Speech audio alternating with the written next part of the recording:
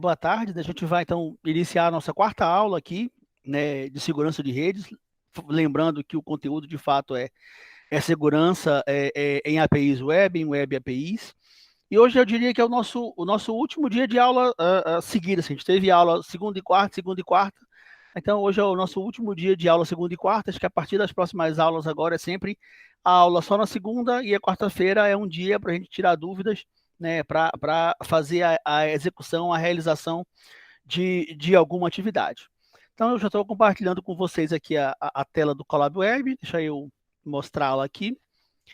Eu já tinha adicionado, né, há um certo tempo já o material dessas 2 primeiras semanas aqui, tá aqui, então o nosso conteúdo de hoje é sobre REST API, explicar rapidinho como é que as APIs funcionam. O vídeo da aula passada do Dennis Craig fala um pouquinho de REST também, então tem lá.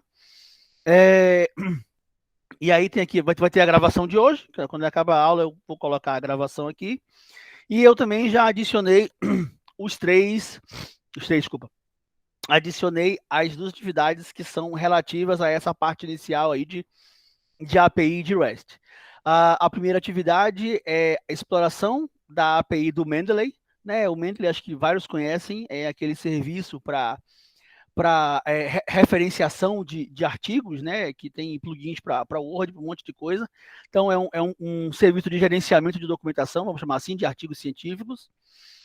Aí tem tanto o PDF do que é o trabalho, quanto tem um vídeo que eu já gravei no curso anterior, né, de como é que a gente acessa o Mendeley, tá? Então, ele foi gravado ano passado. Aí eu resolvi não gravar um novo, porque já tinha um gravado. Espero que a API não tenha mudado, mas se tiver, vocês vão me dizer. E também já deixei liberado a atividade que é bem parecida com a atividade do Mendeley, só que agora utilizando o Spotify. Essa eu tenho um vídeo, mas ele é um vídeo gravado com a aula inteira do curso passado. E aí eu achei que era muito estranho eu brincar de recortar. Então, assim, hoje a gente vai falar de REST API, eu vou explicar os 2 trabalhos, tá? Estão aqui. Eu não vou mostrar o vídeo do Mendeley, obviamente, vocês vão ter que ver o vídeo com calma, até porque tem meia hora, eu acho, que tem o vídeo todinho. E aí, na segunda-feira, que vocês estariam livres já para desenvolver as atividades, a gente faz uma aula prática só de como é que acessa o Spotify, tá? Quem já tiver know-how, quem já conhecer, quem já quer trabalhar, pode trabalhar à vontade, tá? Então, assim, hoje a gente vai ficar só com o REST API e a explicação das atividades, até porque a garganta não vai deixar eu falar muito. E aí, na segunda-feira, em vez de conteúdo, é só um hands-on de como é que a gente vai acessar o Spotify, né? E depois vai começar a fazer as manipulações, requisições para a API do Spotify, tá? Acho que alguém perguntou alguma coisa aqui ou entrou. Pode Sou eu, falar, sim. Marcos. Pode falar. Já entrei então como uma atividade, um exercício, certo? E isso aqui já é, assim como o quiz foi uma atividade que está encerrando hoje, né? Essas duas valem 5. Digamos assim, o quiz foi a atividade número 1, essas duas são a atividade número 2. Cada uma vale 5 pontos, tá? Ok. Essa E dia 24, outra do Speak. isso. Aí o que eu fiz? A do Mendeley, como na teoria ela é mais simples, e quando eu explicar, não vou dizer que ela é mais simples, ela é mais fácil de fazer, né? Eu diria assim. Eu vou explicar ela com calma agora, tem um vídeo pronto, então eu vou deixar uma semana. Então a entrega dela é até o dia 24, segunda-feira, tá?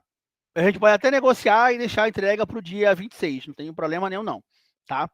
E aí, na segunda-feira, eu explico não, né?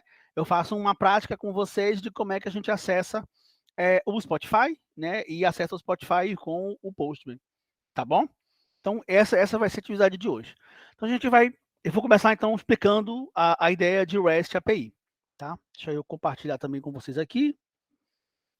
Eu já estava com o material aberto aqui, que era para não perder muito tempo. Então vamos nós. Eu estou só vendo aqui a minha apresentação, então eu não estou enxergando de novo o Meet, tá? Então se alguém tiver alguma pergunta lá, eu escrever alguma coisa, vocês me avisem, por favor. Se alguém quiser perguntar, é só falar na hora e perguntar. Então, esse nosso último conteúdo, vamos chamar assim, né, inicial, ele trata de REST API. REST é uma espécie de vamos chamar de arquitetura ou de estilo, né, para criação de APIs. A gente vai ver que REST acho que é o padrão ainda mais usado, embora tenham outros padrões já empregados para fazer isso, né, para criação de APIs e manipulação de requisições e respostas. Mas o interessante do REST é que ele é assim muito simples, né? Ele prega uma simplicidade que é muito interessante e embora ele não faça menção que ele como é que eu vou dizer assim, similar ao HTTP, né? Ele é totalmente HTTP, vamos dizer assim, né? E ele também não diz assim, olha, eu trabalho somente com XML, com JSON, com não sei o quê. Não, ele não assume nada disso. Mas ele funciona muito bem com essas linguagens ou especificações que são textuais. Tá? Então, acho que é por isso que o REST é o padrão de design, vamos chamar assim, mais aplicado para a criação de APIs. Então, vamos nós. Né? Um material bem curtinho. Né? Então, a primeira coisa aqui já é o que é, então, o REST. Né? E aí tem aqui um cenário, vamos chamar assim, um exemplo, né, de uma API voltada para um shopping, vamos chamar assim, um comércio eletrônico, né, que essa API ela fornece que o usuário, né, o consumidor, ele consiga procurar pelo produto que ele quer, né, que ele consiga encontrar, obter aquele produto, né, adicioná-lo no seu carrinho, na sua cesta de compras, fazer de fato o pagamento e depois ter ali, listar tudo aquilo que ele já fez de compras naquela empresa. Né? Então, assim, a figura ilustra a procura pelo produto. Né? Então, assim, o que o REST deixa muito claro é que quando você vai criar uma API, você precisa estar muito focado no teu objetivo. Né? Então, o que eu quero fazer com essa API? Então, nesse caso aqui, nesse exemplo, o objetivo é obter um determinado produto. Né? Tem uma API REST que faz esse tipo de serviço, que vai utilizar o HTTP, que funciona com o HTTP, né? Então faz requisições e recebe respostas, né? E a base se o meu objetivo é obter um produto, eu vou ter um usuário que vai dizer, olha, eu gostaria de informações do produto ABC. No caso aqui é do produto P123. Então, eu tenho um consumidor, um cliente, que quer obter informações para decidir se vai comprar aquele produto ou não, se vai adicioná-lo na sua cesta. Então, como o cliente, o usuário quer informações, ele faz uma requisição, né? Então ele está pedindo informações de produto, é o método GET, né? Aqui nesse caso nem tem a questão da versão do protocolo HTTP, isso vai estar implícito na configuração, na realidade, não na comunicação da API, né? E o que ele está procurando é o endpoint, né? O endpoint não, desculpa, o caminho produtos e especificamente o produto P123. Né? Então ele deu o caminho de onde ele quer encontrar a informação. Então ele sabe não, né? A API sabe que ele está, na hora que ele clicou ali para obter aquele produto, que ela tem que fazer uma requisição GET ao diretório produtos e lá especificamente ao diretório onde está o conteúdo, né, do produto P123. Isso é enviado ao servidor da API, né, ao shopping de fato, e ele vai então fazer aquele nosso processamento, vai encontrar e vai responder ali com 200 OK e vai enviar para o nosso usuário as informações que ele pediu. Né? Aqui nesse caso a informação é textual, né? Tem aqui a referência, o nome e o preço. Obviamente isso também vai com um monte de informações visuais para que o nosso cliente consiga enxergar, visualizar, desculpa, né? Melhor o produto que ele está querendo comprar. Tá? Então assim, o foco pensando em REST é que ele é altamente adaptado ao protocolo HTTP, ele vai funcionar seguindo os parâmetros do protocolo HTTP e ele precisa que o desenvolvedor tenha em mente qual é o objetivo. Né? O objetivo não pode ser algo, eu quero fazer um shopping. Não, tem que ser de fato objetivos mais curtos, né? Que você consiga realizar utilizando um caminho, né? O que a gente vai chamar lá no final de endpoint, né? Que tenha um recurso. Né? REST é baseado em recurso, então todo path né, seja ele o inicial, o final, o intermediário, é considerado um recurso em REST, tá bom? Então vamos nós. Ó, o REST significa, né, Representational State Transfer, né, um estado de transferência representacional, vamos chamar assim, né? E no exemplo que a gente estava vendo ali, a ideia daquela API, daquela figura era transpor, né, a ideia, né, o conceito de que o consumidor ele queria obter informações de um produto para de fato criar aquilo através de uma interface programada, né, de uma interface de programação.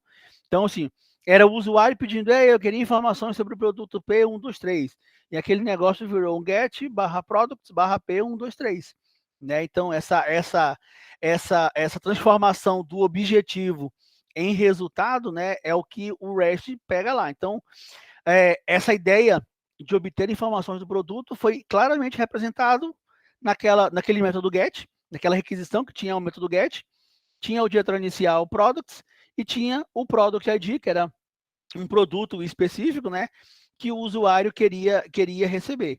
E foi isso que a requisição de entrada enviou, né, um GET products P123.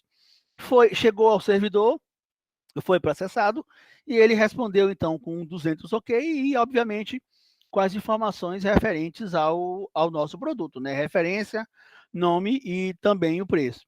Aí a questão é, como é que a gente, então, planeja ou programa essa interface, né? Aí é que o negócio do REST fica interessante, né? Para a gente utilizar o REST ou qualquer outro tipo de estilo, né, ou arquitetura para a criação de APIs, design de APIs, digamos assim, né, e esse negócio de fato virar uma interface de programação, é aquilo que eu já falei, né? A gente precisa entender o que a gente quer fazer. A gente tem que entender como é que o nosso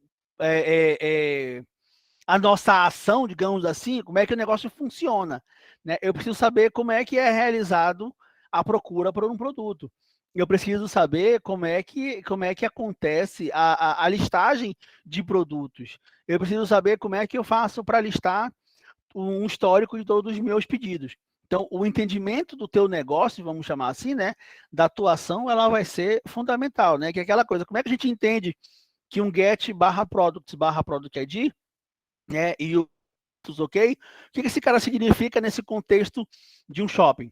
Né? Então, a ideia do REST é isso, né? É ele tentar ali achar a melhor forma de representação, né, para que a gente consiga, de fato, criar uma interface, né, de programação para uma API que seja entendível e fácil de usar. Lá na metade do conteúdo, tem as propriedades para você ter uma API REST, né, completa. Então, quando você consegue atender as 6 propriedades, se não me engano, são 6, né, que o criador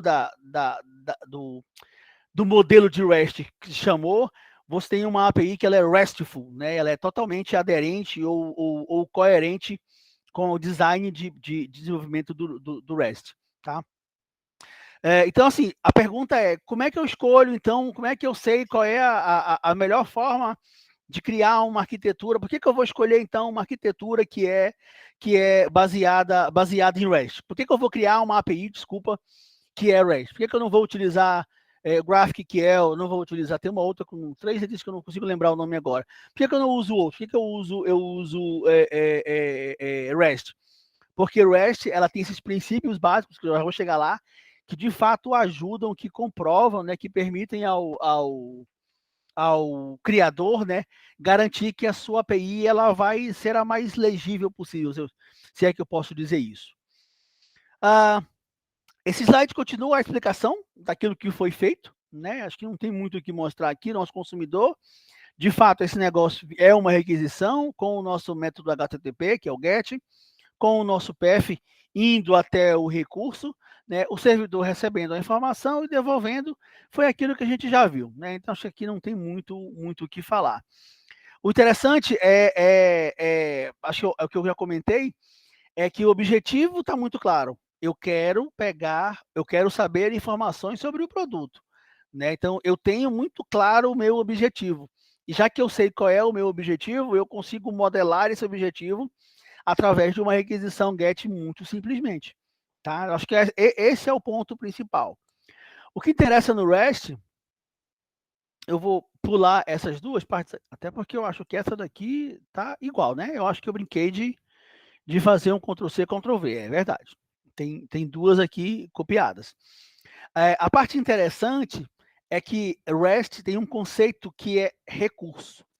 Então, tudo aquilo que uma requisição REST ou que uma API REST tenta acessar, tem como objetivo, é um recurso.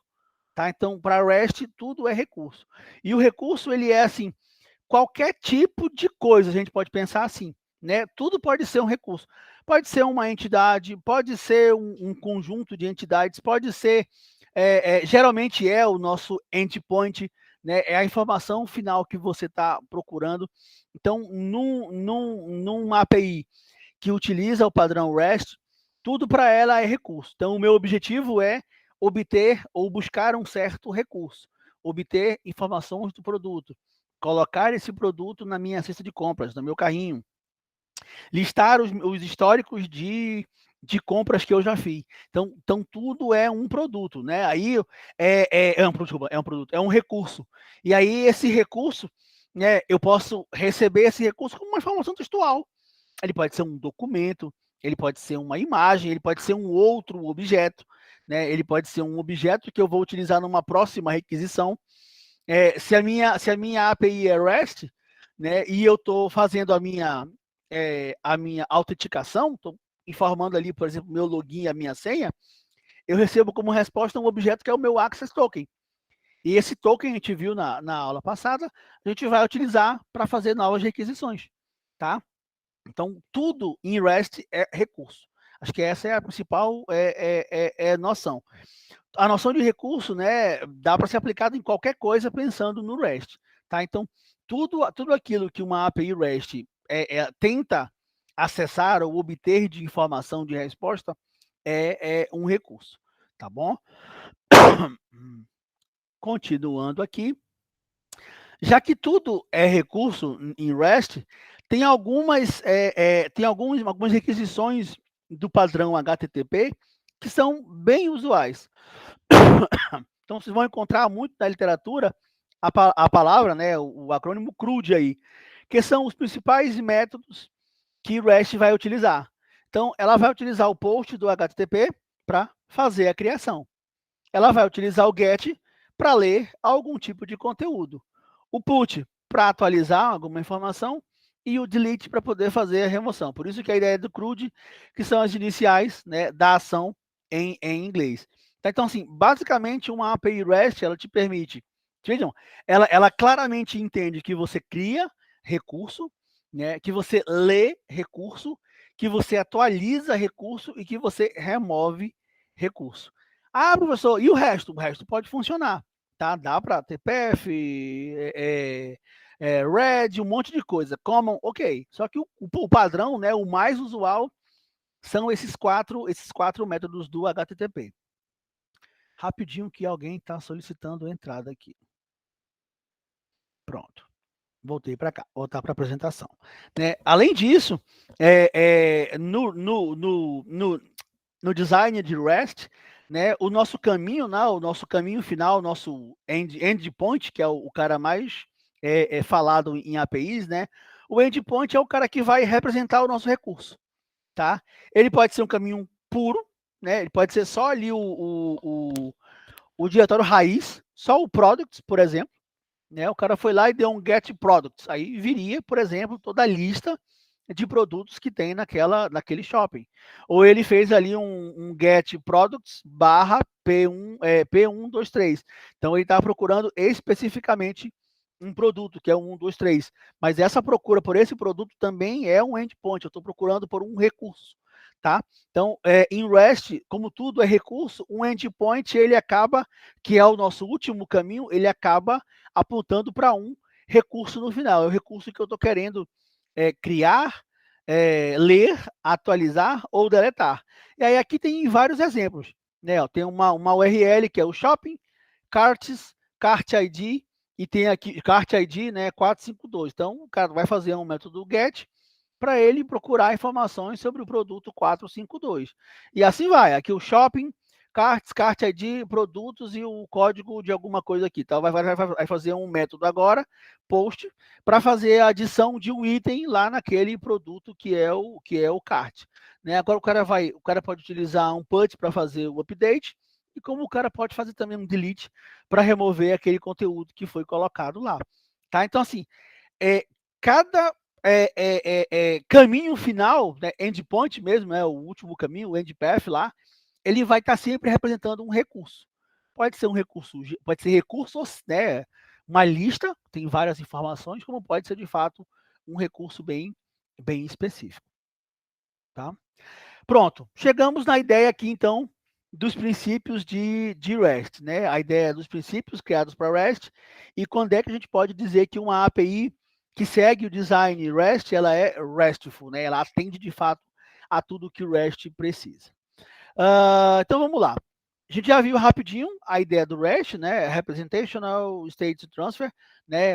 Vamos chamar assim, uma arquitetura, um padrão de design para a criação de APIs web que vão ser utilizadas ali.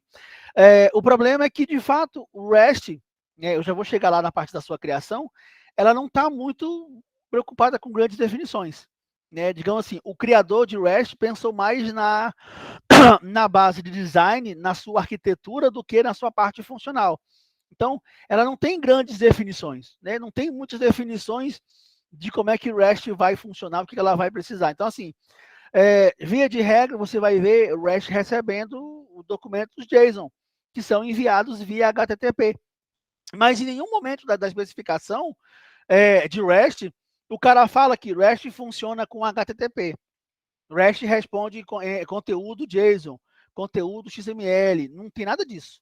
Tá? A especificação não pensou na parte, digamos assim, implementacional ou de protocolos, mas ela se encaixa muito bem para o nosso cenário atual, né? Onde o HTTP é o protocolo da camada de aplicação para envio de conteúdo, né? De conteúdo hipertexto a princípio, que funciona com a ideia de request response, que permite a troca de informações usando diferentes tipos de conteúdo. Tá? Então, digamos que casou, né? O cara propôs REST, sem dizer assim, olha, eu estou criando só uma forma de você projetar. Como é que você vai fazer esse negócio funcionar? Não estou nem aí, não estou preocupado com isso, não. Mas, hoje em dia, tem isso aqui que dá para usar aquilo ali, e talvez esse negócio meio que virou padrão, como é o caso do protocolo TCP/IP. Foi criado para quebrar galho, para ser provisório, enquanto o modelo WOS era desenvolvido, acabou que o modelo WOS não vingou e o TCP/IP virou o padrão de fato na criação. Então, acho que o REST seguiu esse mesmo padrão.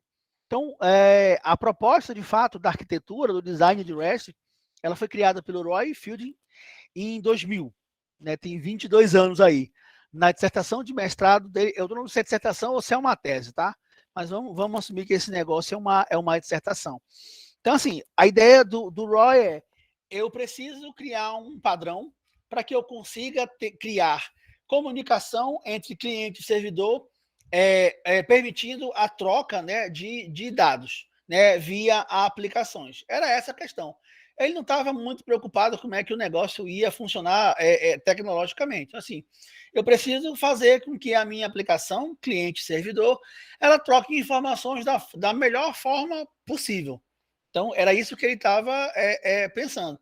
Então, foi isso que ele imaginou. Assim, eu vou definir uma espécie de arquitetura, de padrão, né, para que quem for construir a sua aplicação use esse padrão aqui de construção, e aí ele vai, de fato, alcançar ou conseguir que a aplicação consiga fazer a troca de informação entre cliente e servidor sem nenhum tipo de problema. Então, assim, não tem nenhum tipo de requisito na especificação de REST que é obrigatório. É obrigatório ter isso aqui, né? Tem que utilizar HTTP. Não tem nada disso. Tá? Ele é só modelo arquitetural, e aí a forma de implementação fica a cargo, de fato, de cada um que estiver fazendo a especificação. Só que aí, para o negócio não virar caso da mãe Joana, digamos assim, né? O Field disse assim, eu vou definir 6 restrições arquiteturais para garantir que quem estiver implementando uma API né, seguindo o design de REST, garanta que, de fato, ela é uma API, como é que eu vou dizer assim, com compliance. Né? Ela está de acordo com aquilo que eu estou pensando quando eu estou criando aqui agora a ideia de REST. Né? Então, toda API ou serviço web que usa uma API que atende a essas 6 restrições aqui, né, do fielding, ela é dita que é uma API RESTful. Né? REST, se ele atender qualquer uma delas, ele já é REST. Tá? Se atender a todas, ele é RESTful. Feitosa, eu realmente nunca ouvi falar de APIs RESTful. São muito poucas. Porque, embora seja uma descrição arquitetural de como é que o negócio se comporta, tem algumas coisas que não são fáceis de implementar e nem são interessantes. Tá? Embora lá nos anos 2000 tenha aparecido legal, hoje não são interessantes. Tá? Então, assim, são raras as APIs que a gente vai encontrar por aí que atendem ao padrão, que são de fato consideradas RESTful. Todas usam REST, né? São REST, mas nem todas elas são RESTful, tá bom? Então, ele definiu aqui como requisitos, né, uma arquitetura cliente-servidor, a falta de estados, uma arquitetura, um sistema baseado em camadas, a possibilidade de você utilizar caches, né, um design uniforme e o código sob demanda. A gente vai ver cada um deles aqui rapidinho. Tá? Destaco que a ideia desse conteúdo ele é mais mesmo de apresentação. Tá? A gente, como vai trabalhar pensando em segurança, a gente não trabalha em segurança avaliando se a nossa API ela é RESTful ou não. Tá? A gente está procurando por vulnerabilidades que vão ocasionar algum tipo de problema de segurança. Aí sim, se você é um desenvolvedor de APIs, aí talvez algo ligado ali à área de engenharia, por exemplo, de software, codificação, aí eu concordo que entender um pouco melhor de REST é bem interessante. Voltando aqui para o nosso caso, né, então a primeira restrição é que para uma API ela ser REST e RESTful, né, ela precisa ter uma arquitetura cliente-servidor. Né? Então, eu preciso ter uma aplicação cliente e uma aplicação servidor que estão separadas, obviamente, né? E que elas têm padrões, né? Ou mecanismos de comunicação, tá? Então, a gente tem, essencialmente, ali uma aplicação cliente, uma aplicação servidoras que estão aptas a funcionar, né, separadamente, uma independente da outra, mas que têm mecanismos para se comunicarem. Tá? E, de novo, para a aplicação ser REST, é o servidor quem faz o gerenciamento dos dados que são enviados e também do estado da comunicação. Tá? O cliente só faz o pedido, é o servidor quem gerencia os dados que estão sendo recebidos e que também gerencia o estado dessa comunicação. O cliente, né, o que ele precisa saber para poder atuar, né, para ser um cliente REST, é o endpoint, a URI, a URL, o path. Né? Ele tem que saber isso. Ele tem que, de fato, conhecer o recurso que ele está procurando. Né? Eu estou procurando o get, o product /p 123. É isso que eu estou querendo, isso que eu estou procurando. É o meu recurso. Tá? E é o servidor que vai desenvolver, que vai responder para ele ali. Tá? Então, assim, esse tipo de requisito é padrão, né? Até porque, de fato, qualquer aplicação que usa uma API web vai estar utilizando a ideia de request response e você vai acabar tendo clientes e servidores. Não quer dizer que o nosso cliente é um cliente browser. O cliente pode ser um outro servidor, um outro serviço, mas é um cliente pedindo um recurso de um servidor. Tudo bem? O segundo requisito aqui de uma API REST, né, é que ela seja stateless, né, que ela não consiga manter o estado. As interações entre o cliente e o servidor, elas são sem estados.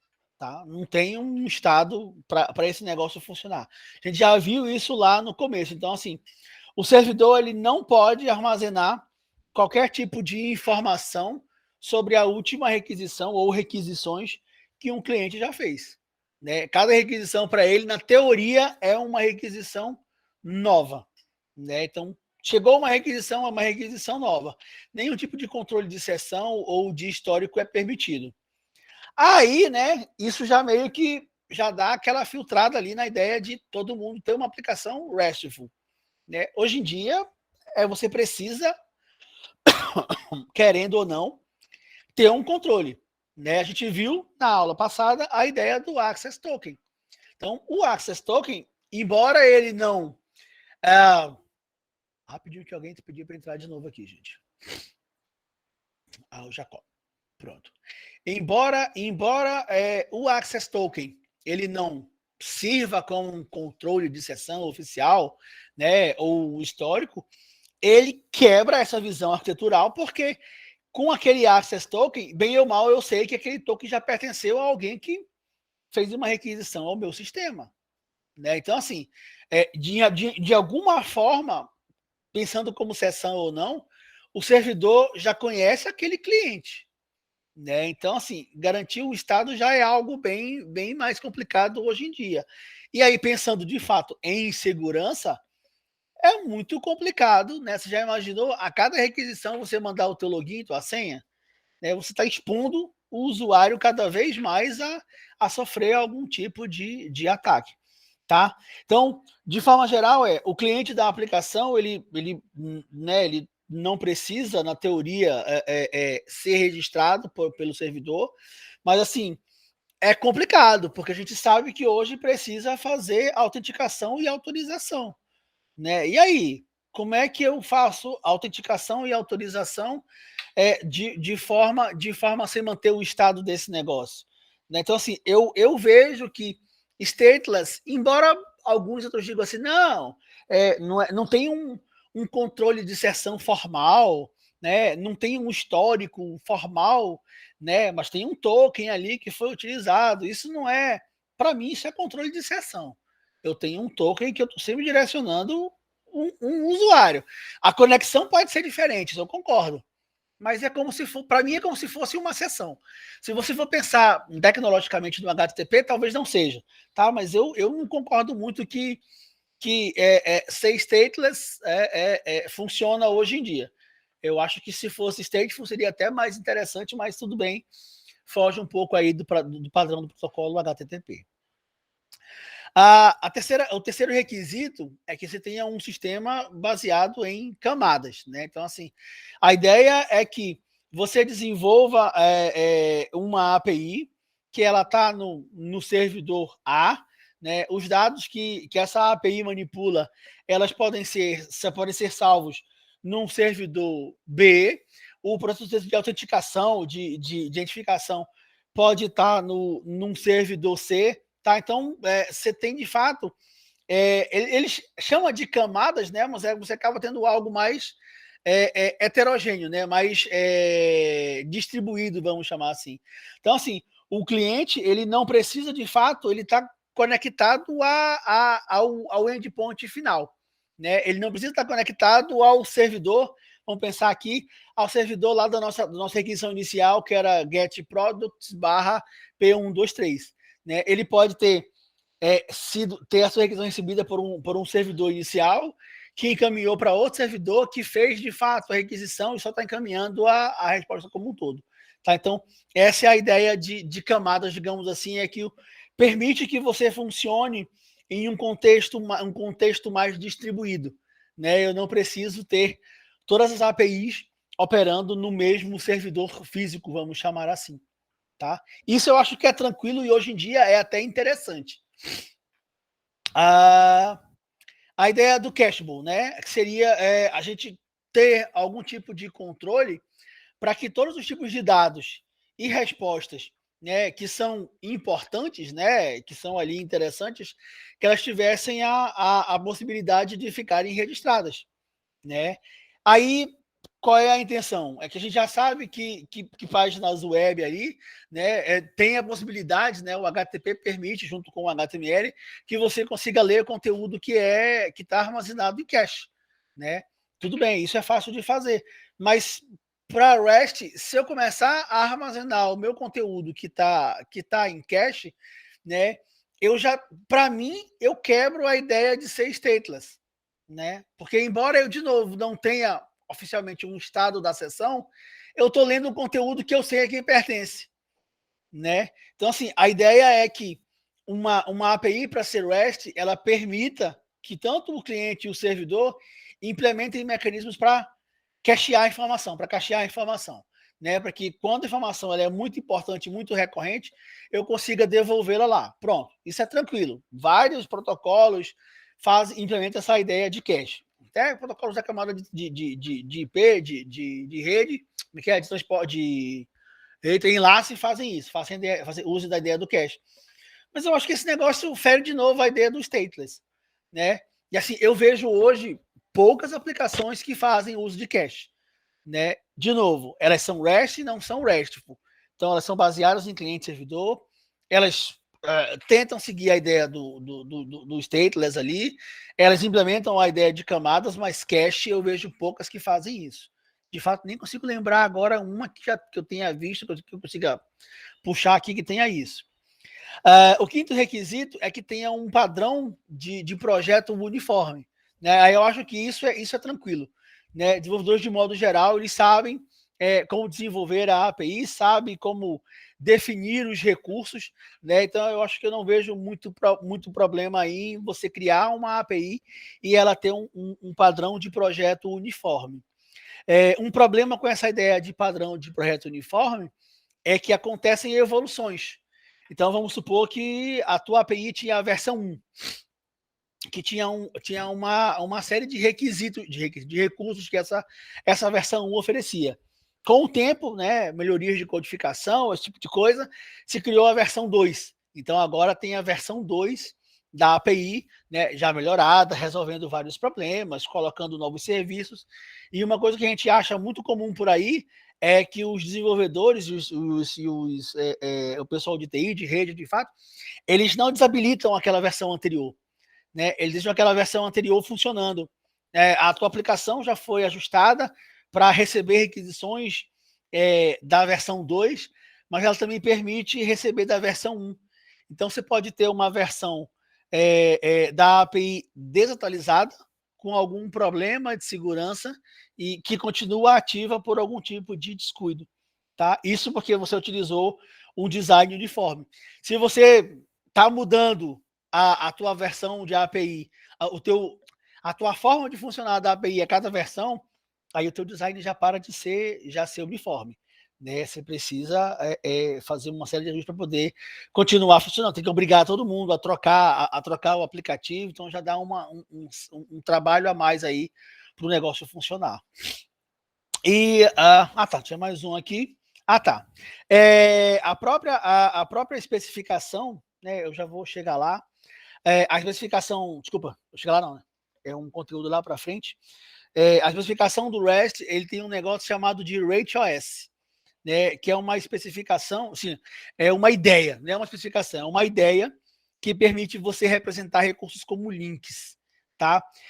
Isso, de fato, essa ideia do RateOS era uma ideia, né, estava na especificação e tinha poucas implementações. Na área de APIs REST, tem a OpenAPI, né?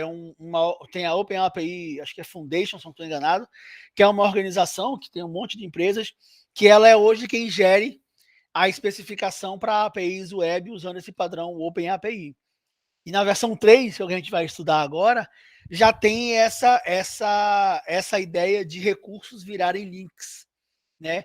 Isso é muito legal, é muito interessante, porque você consegue vincular endpoints, você consegue vincular recursos, né? Então, assim, você consegue dizer assim, olha, o recurso dessa operação aqui, a resposta dela, ela vai servir como entrada para a próxima operação, né? Então, a gente consegue criar uma espécie de cadeia de funcionamento, algo como, assim, produtor-consumidor, né? Eu tenho um recurso que produz um endpoint, que produz um recurso, desculpa, e esse recurso serve de entrada para um outro endpoint, né? Então, isso é bem interessante, mas até a versão 2 da OpenAPI, esse negócio não existia. Isso foi criado na versão 3, que é bem interessante. O último requisito é a codificação sobre demanda, né? Então, a ideia era que você fosse flexível bastante para que o teu cliente, né, pudesse baixar o código que ele quer para executar só num determinado momento. Né? A minha API está lá, criada, desenvolvida, e aí eu não quero que a minha aplicação cliente tenha tudo. Né? Eu não sei se o meu cliente vai utilizar todos os meus recursos. Então, assim, teria a capacidade de permitir que o cliente ele pudesse baixar o conteúdo que ele precisa, a codificação que ele precisa, né, para poder fazer uso de um recurso agora que de fato ele não tinha. Isso é muito raro de acontecer. Aplicações comerciais não vão querer fazer isso. Né? O trabalho de gerenciar esse negócio é muito grande. Né? Tem vários riscos envolvidos, então, de fato, isso não é interessante. Né? Por isso que acho que é o último requisito desse processo aí. Tá? Então, assim, vocês vão encontrar pessoas dizendo, pessoas não, né? Empresas assim, a minha API é RESTful. É muito improvável. Né? Ela é RESTful porque talvez ele atenda 4.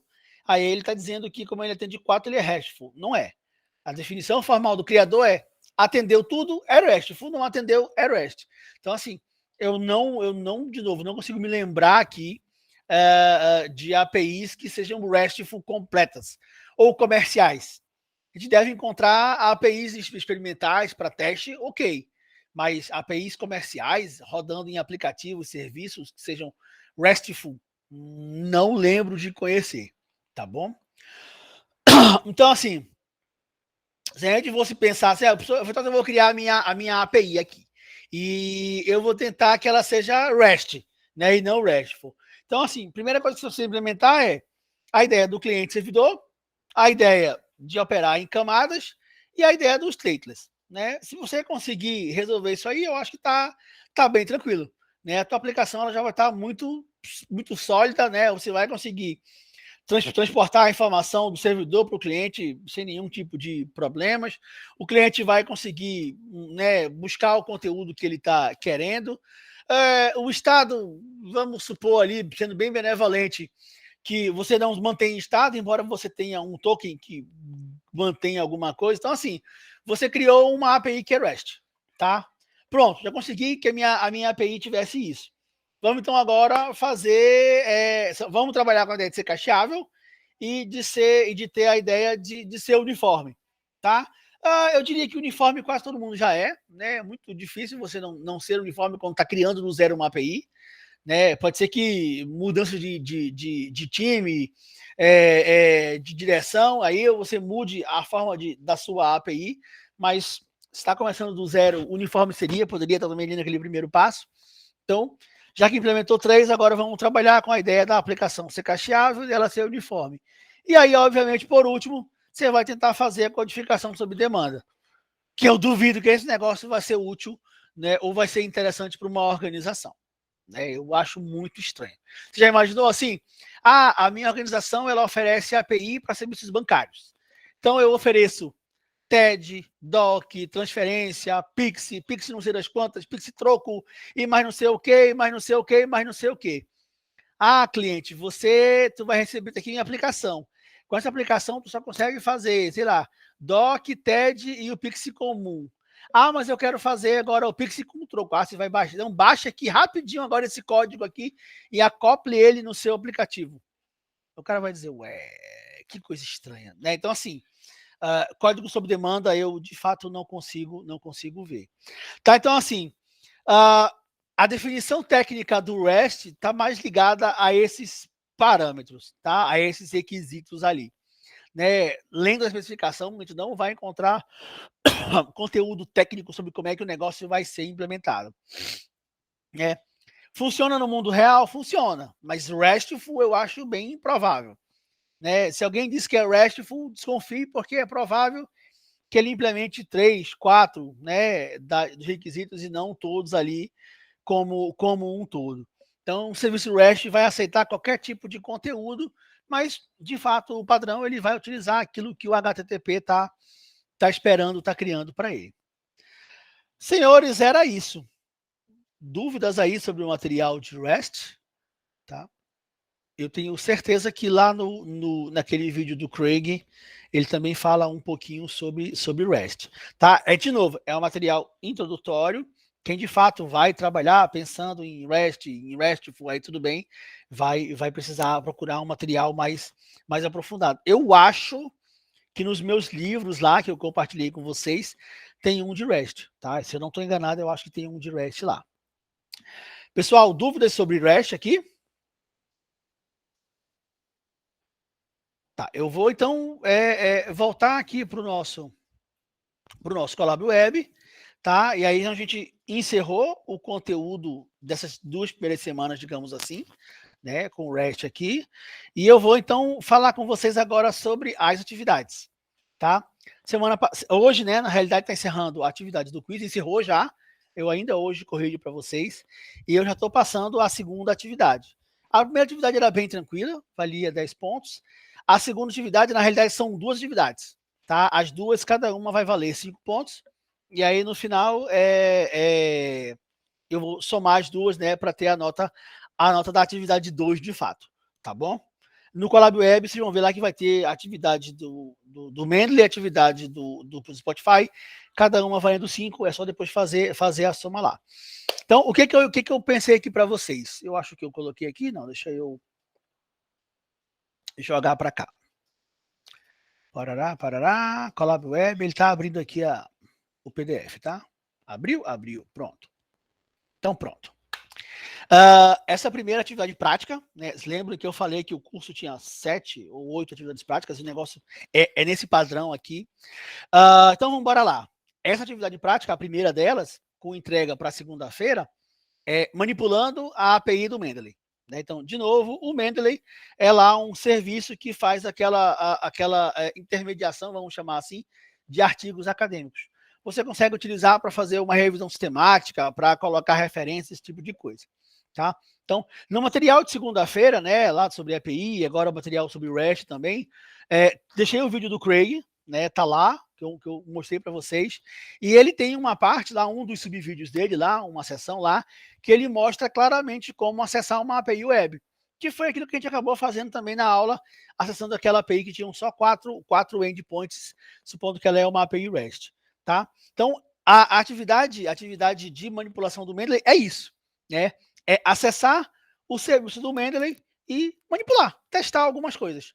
Eu quero fazer uma requisição do método A. Vou lá, faço a requisição, é isso que eu estou querendo. É um trabalho para vocês, de fato, se acostumarem, né, com o uso do Postman e a fazer a manipulação, a testar as APIs. Tá? Essa é a ideia da aplicação. Então, vocês vão explorar a API do Mendeley, né, onde tem lá um monte de endpoints, de serviços, de recursos, né, pensando na ideia de REST ali, e que são todos voltados para a ideia do gerenciamento de referências. Então, a API do Mendeley está aqui nesse endereço, nesse local, aqui tem o endereço dela, né, e ela permite que você faça a manipulação, a exploração, a consulta de conteúdos. Então, o que eu vou querer é que cada um de vocês, individual, trabalho, executem e me comprovem entre 10 e 15, né? Então, no mínimo 10 e no máximo 15 interações, manipulações, requisições, né? Então, você está fazendo uma requisição a um recurso lá da API do Mendeley. É isso que eu quero, tá?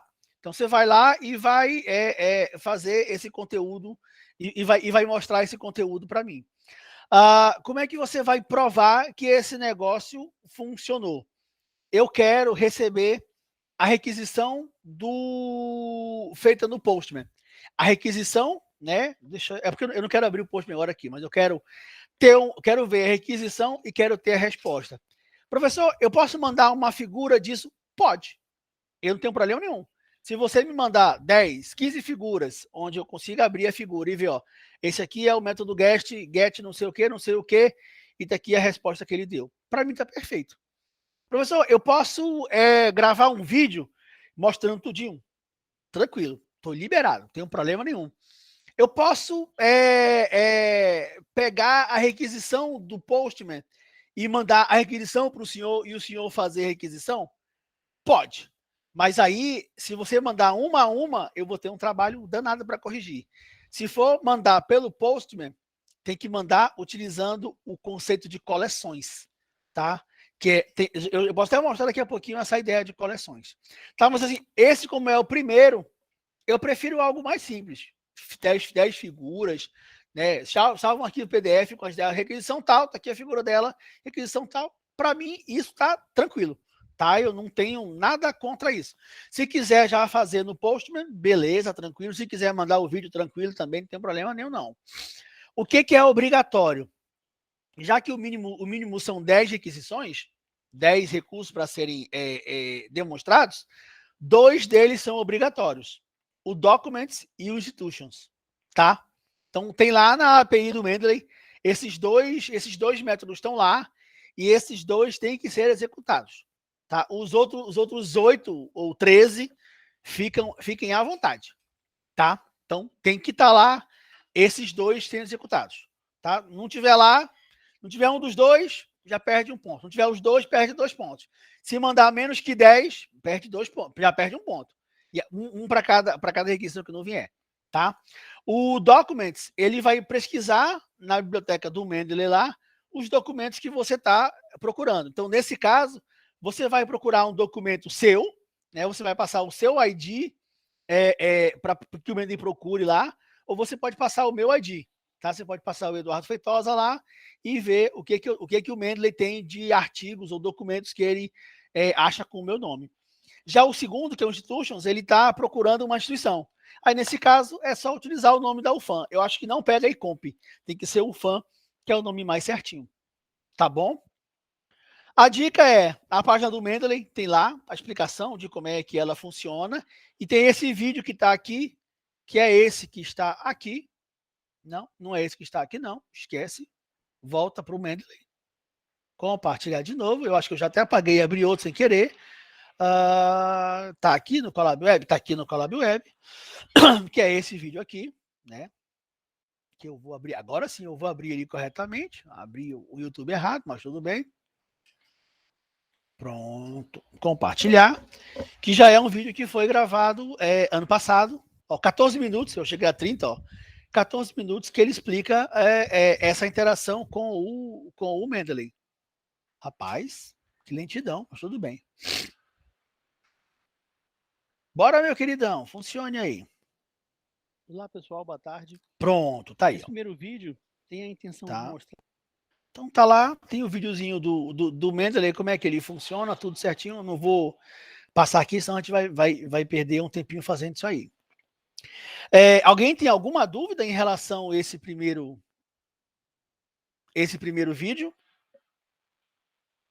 Desculpa, a esse primeiro trabalho, esse do Mendeley. Tá? Lembrando que eu tô sexta-feira, na teoria, eu tenho aula, mas é uma aula de tirar dúvida também. Então, assim, das 15 às 18, eu tô meio que preparado para outra aula. Então, eu posso abrir uma sala e se alguém tiver uma dúvida, a gente fica conversando aqui das 15 até as 18 sobre isso, tá? Vocês acham que dia 24, segunda-feira, é curto? Querem colocar para 29 a entrega do trabalho? Não tem problema, não. Sim.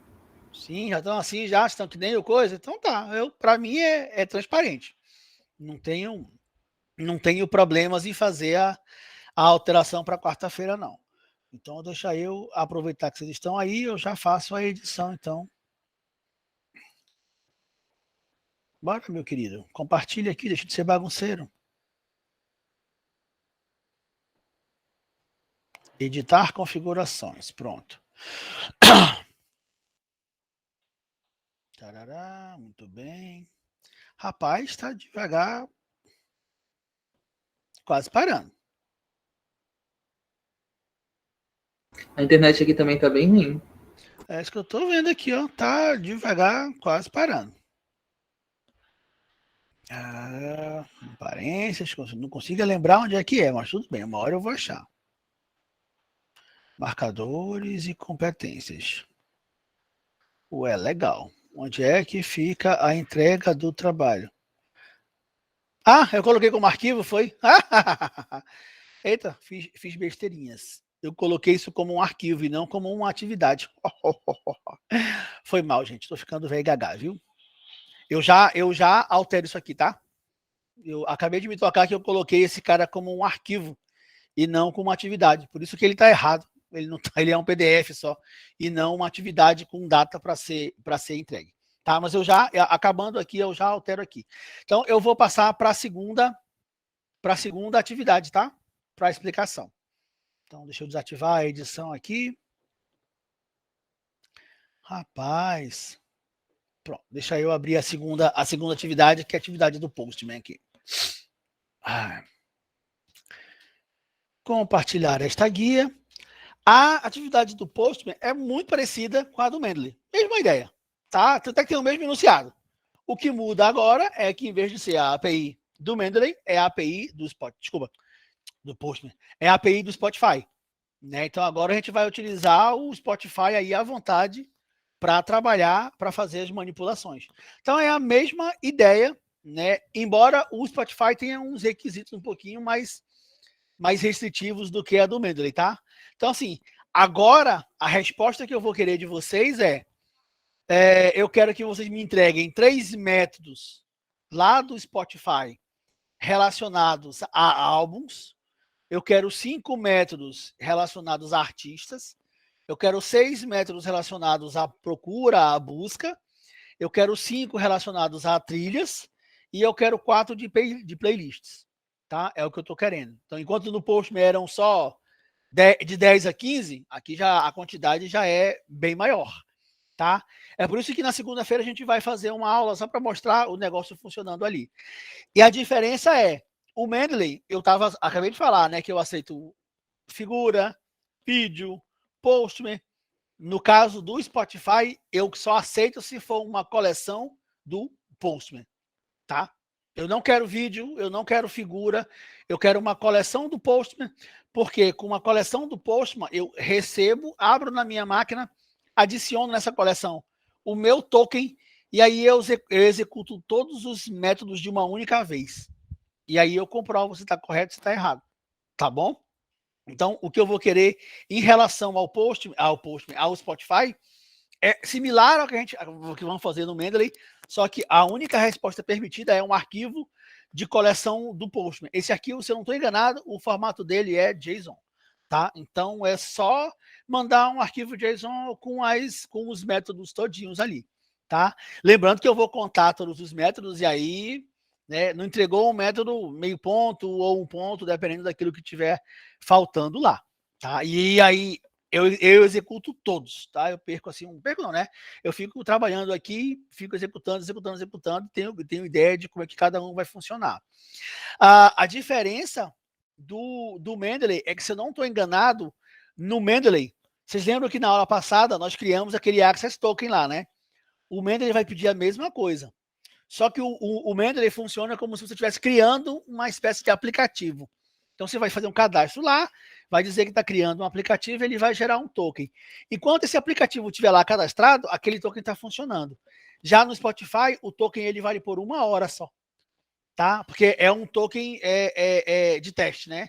Se fosse uma aplicação que explora a biblioteca do Spotify, tem um acordo comercial, vamos chamar assim, com o Spotify, aí não, tudo bem. Mas como o nosso caso é só experimental, é só para teste, o token ele só vale por 1 hora. Então, você gera um token, executa algumas, acabou, vai lá, gera um outro token, tá? É 1 hora o tempo limite. Mas na segunda-feira eu mostro esses caras todos funcionando aqui. Pessoal, era isso. Alguma dúvida aí sobre os 2 trabalhos? Tá? Eu vou deixar o do Mendeley para o dia 24, né? 26, então, que é a próxima quarta-feira. E o do Spotify, não, ele fica para o dia 31, tá? Para menos de duas semanas. Mas é um trabalho de literalmente meter a mão na massa, né? Não tem muito o que fazer. É pegar as documentações, pegar a documentação do Mendeley, olhar a documentação do Mendeley, ler, né? Lembre que vocês vão ter que fazer uma autenticação para ter um token de acesso, não tem muito o que fazer. Para o Spotify é a mesma coisa, tá bom? Então, assim, a gente fica combinado que na segunda a gente faz se reúne aqui para fazer um experimental do Spotify. E se alguém tiver algum tipo de problema, não tiver conseguindo acesso, algo do tipo assim, e precisar falar comigo, a gente montar aqui uma reunião, sexta-feira eu tenho aula de 15 às 18, né? Como eu não devo passar atividade para os alunos da outra turma, eu vou ficar com esse horário ocioso, então eu posso ficar aqui com uma sala no Meet aberto, vou ficar esperando alguém me chamar, e se alguém já estiver trabalhando, estiver testando, tiver alguma dúvida, me avisa. Recomendação, não deixa para fazer o trabalho de segunda para terça ou de terça para quarta, porque vai que algo dá errado e aí já viu. Né? A entrega do trabalho é dia 26, então, quarta-feira que vem, às 13h59, antes de começar a aula, tá? Não é até meia-noite, não. Então, lembrem disso. E assim, se tiver com um tempinho sobrando hoje, já dá uma olhadinha no Mendeley lá, vê como é que é, testa, já cria a aplicação, pronto, resolveu. Eu acho que o vídeo que tem lá, de 14 minutos, ele é bem passo a passo do que precisa fazer. Tá? E o do Spotify a gente vai fazer na segunda-feira. Combinados?